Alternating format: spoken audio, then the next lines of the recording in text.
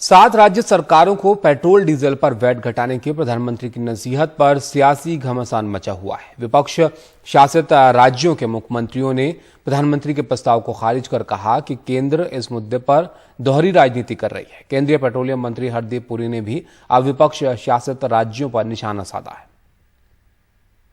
मैं यहां किसी की आलोचना नहीं कर रहा हूं, मैं सिर्फ आपसे प्रार्थना कर रहा हूं, आपके राज्य के नागरिकों की भलाई के लिए प्रार्थना कर रहा हूं। अब जैसे उस समय 6 महीने पहले कुछ राज्यों ने बात को माना, कुछ राज्यों ने नहीं माना।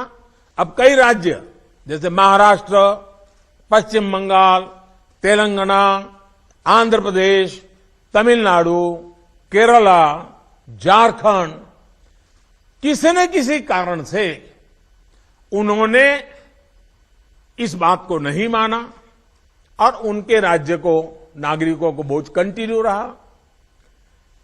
मैं इस बात में नहीं जाऊंगा कि इस दौरान इन राज्यों ने कितना रेवेन्यू कमाया, लेकिन अब आपसे मेरी प्रार्थना है कि देश हित में आप पिछले नवंबर में जो करना था, 6 महीने डिले हो चुका है, अब भी आप अपने राज्य के नागरिकों को वैट कम करके इसका बेनिफिट पहुंचाइए। इसका कोई लाभ नहीं। कोरोना संकट पर मुख्यमंत्रियों के साथ बैठक के दौरान रखे गए प्रधानमंत्री नरेंद्र मोदी के इस प्रस्ताव को अधिकतर विपक्षी दलों द्वारा शासित राज्य सरकारों ने खारिज कर दिया है।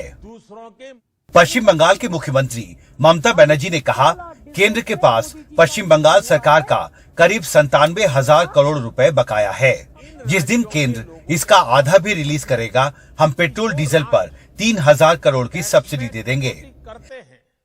जबकि महाराष्ट्र के मुख्यमंत्री उद्धव ठाकरे ने ट्वीट कर कहा, ये कहना गलत है कि महाराष्ट्र में पेट्रोल डीजल की बढ़ी हुई कीमतें राज्य सरकार द्वारा लगाए गए टैक्स की वजह से बढ़ी हैं।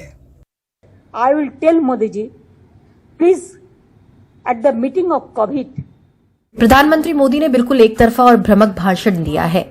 उन्होंने गलत तथ्य साझा किए। पिछले 3 साल से हम पेट्रोल और डीजल पर 1 रुपया प्रति लीटर रियायत दे रहे हैं। हम इस पर 1500 करोड़ खर्च कर चुके हैं। Decrease the price of petrol and diesel and domestic gas. जहां बीजेपी के मुख्यमंत्री नहीं है, उनके बारे में प्रधानमंत्री जी का अलग रवैया, और जो बीजेपी के मुख्यमंत्री हैं उनके बारे में अलग रवैया। देश के प्रधानमंत्री की एक भूमिका एक राष्ट्र के लिए होनी चाहिए, वैसी कल नहीं दिखी।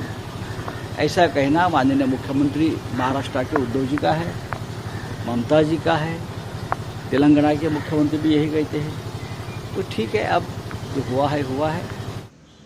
छत्तीसगढ़ के मुख्यमंत्री भूपेश बघेल ने पलटवार करते हुए केंद्र सरकार पर पेट्रोल डीजल की कीमतों पर दोहरा रवैया अख्तियार करने का आरोप लगाया।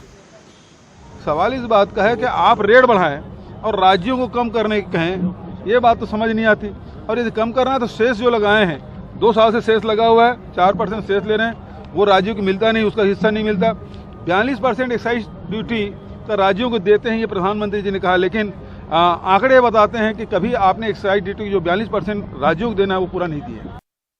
उधर पेट्रोलियम मंत्री हरदीप पुरी ने विपक्ष शासित राज्यों में पेट्रोल डीजल पर वैट की ऊंची दरों का हवाला देते हुए आरोप लगाया कि वो आम लोगों को बढ़ी हुई पेट्रोल डीजल की कीमतों से राहत नहीं देना चाहते हैं।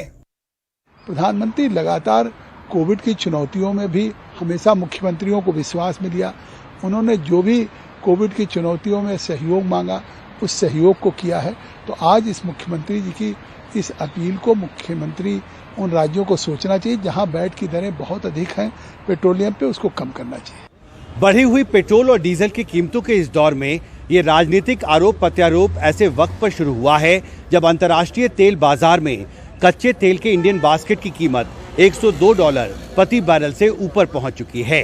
जाहिर है, देश में पेट्रोल और डीजल के महंगा होने की वजह से महंगाई बढ़ती जा रही है, लेकिन केंद्र और विपक्ष शासित राज्यों के बीच इस राजनीतिक बयानबाजी की वजह से महंगाई के मसले पर एक आम राय नहीं बन पा रही है। दिल्ली से हिमांशु शेखर, NDTV इंडिया।